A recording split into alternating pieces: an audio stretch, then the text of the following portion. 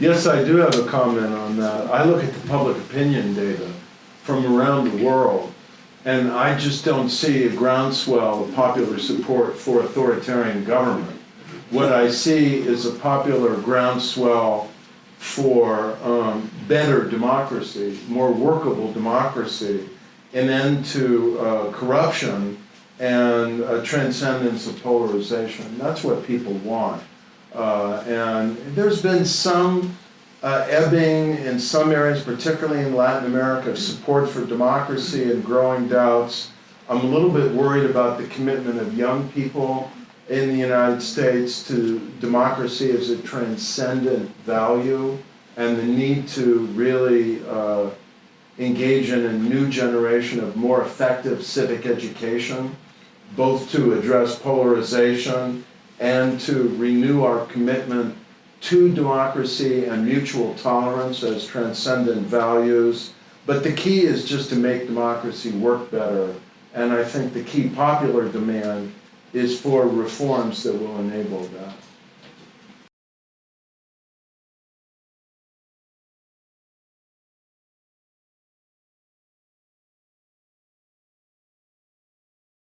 If your position is that you don't like the possibility that someone could be elected without a majority, it's dramatically more likely to happen under first past the post than under ranked choice voting, because with ranked choice voting, you keep getting instant runoffs until somebody has won a majority of the popular vote, or this is the one option where it might not happen, all the ballots are exhausted, and then whichever pair of candidates are the final two candidates, whoever gets the most votes wins. But if you even give people three choices, not to mention most ballots that are being used for ranked choice voting allow a ranking of up to 6 candidates, you're highly likely to have the final one emerge with the majority of the vote. And increasingly, if independents run, third or fourth party candidates run, you're at a risk of the final candidate not getting a majority of the vote. The first claim is simply illogical. The second claim, I think, needs to be addressed in the following way. In any type of electoral system, there's the possibility of anomalies, quirks, things you can't anticipate, and outcomes that are disappointing from one logic or another. But if your goal is to protect and reward moderation, or maybe not even moderation, just a willingness to compromise, we know that that's logically much more likely to happen under ranked choice voting. Because if you've got a Republican over here and a Democrat over here, a centrist running in the middle, those two are going to need to win the second preference votes of the people in the middle and maybe people who aren't so polarized in order to win.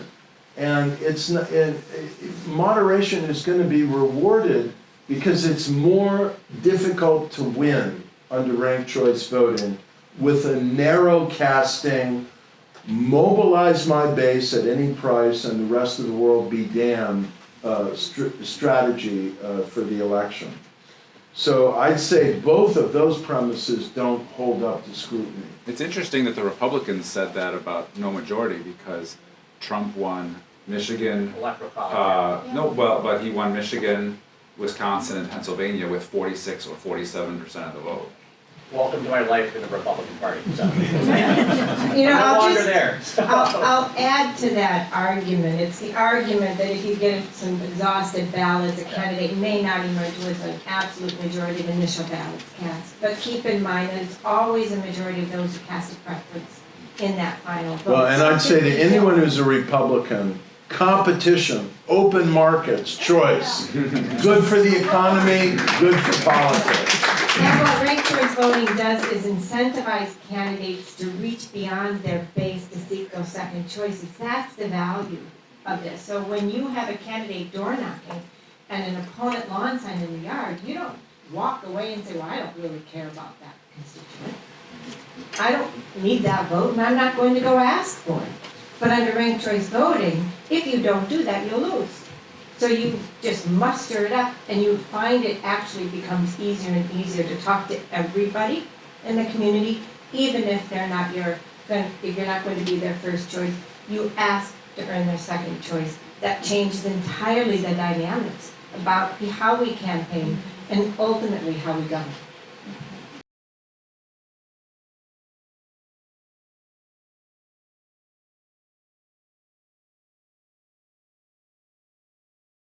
What I do think we have some evidence for is that ranked choice voting generates incentives for less negative campaigning.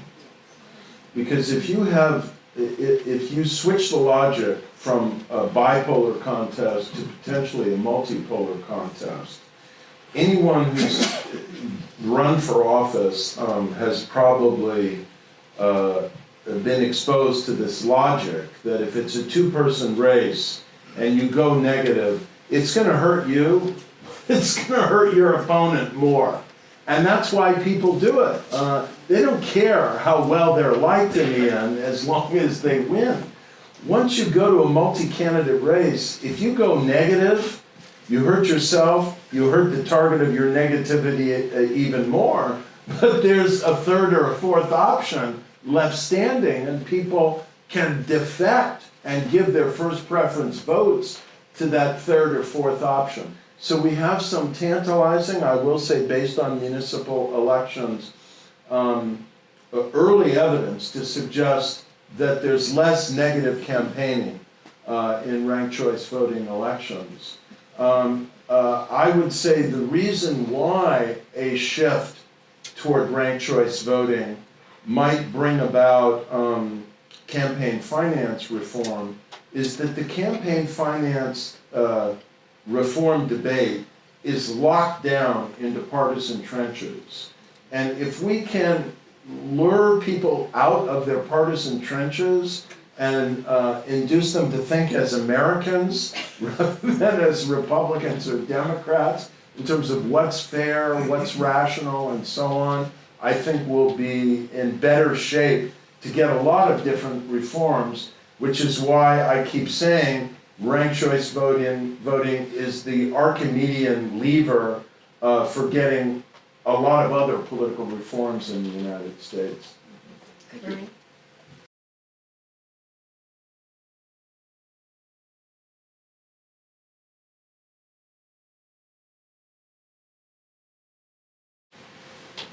Of all the questions I've been asked tonight, that is the one I'm most grateful for. First Our of wins all, are not ill here. The book is called Ill Winds. first of all, I have a certain attachment to St. Louis Park. I'm very glad to be sitting next to a serious man. One of my very good friends is Tom Friedman, and he's from here, St. Louis Park. You know the whole story, and he's very proud of his roots. And I think you've seen his writing about it and how it's affected him. But let me enlarge it in this way. There are a few states in the United States. Maine is one, Minnesota is another, that have a long history of valuing good governance, government reform, fairness, and innovation. And I think because of their history and because of the political culture embedded in that history, they have an outsized potential for larger national influence in terms of this whole political reform debate in the United States.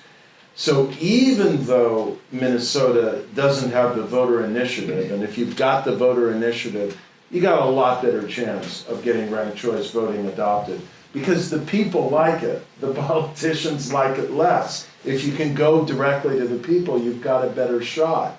But listen, we got a lot of reforms passed in the progressive era in the United States because we first had to go to the state legislatures or sometimes the Congress to get them done. So it can be done, it just requires popular pressure. This state has a history of political innovation, political reform, and concern for good governance, and a certain independent streak. And I think that makes Minnesota a high priority in this national effort.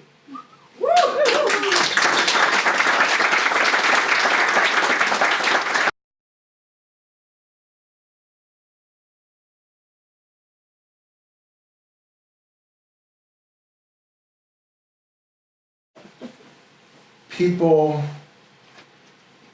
are, in many cases, feeling anxious. Sometimes they're upset with their established elites. There's a pattern in a lot of countries. It happened in Turkey, it happened in Hungary, it's happened in Poland. I think it happened in the United States in 2016, where they feel like the people who've been governing maybe disrespect them, a little bit arrogant. You know, the coastal knowledge elites, they think they know everything. And they're the avant-garde of cultural change. Maybe there are a lot of people in the country who don't want radical cultural change and who are not doing very well economically, are fearful of globalization, international trade, immigration, and so on. And along comes a populist who says, I understand these problems and only I can fix them. And it takes a while for people in some of these circumstances to realize that these are bogus claims. For a while, they may be able to mobilize majority support. In some countries like Poland and Turkey, they get in and then they change the political landscape. So if you oppose them, you know, you're going to lose your job or go to jail. So after the fact, it becomes harder and harder. But I can see the logic of grievance and insecurity and cultural anxiety or resentment that creates a powerful field of receptivity for illiberal populists.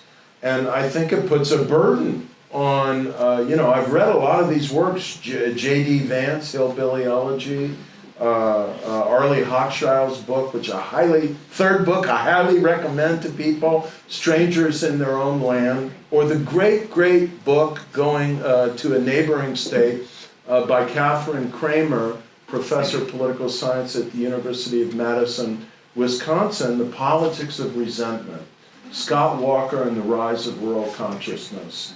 All these people say the same thing. There's a lot of others out there, maybe some of them used to be Democrats, who feel, you know, disrespected, who feel like they're losing their moorings, the world is changing too fast.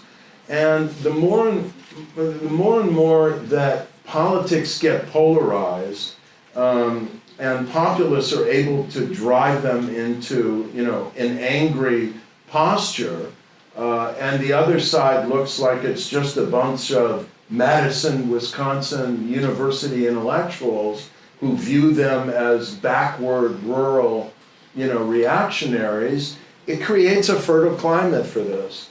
And so this is why I think we need to find ways to transcend polarization. But it also puts a certain onus on people who regard themselves as liberals, as progressives, as more cosmopolitan, to check their arrogant tendencies at the door a little bit and develop a little bit more humility and a little bit more empathy with not necessarily approving of, but trying to understand the anxieties people have and how they're processing very rapid and disorienting cultural and economic change. You know, that's kind of a separate burden that, you know, some of us need to think about.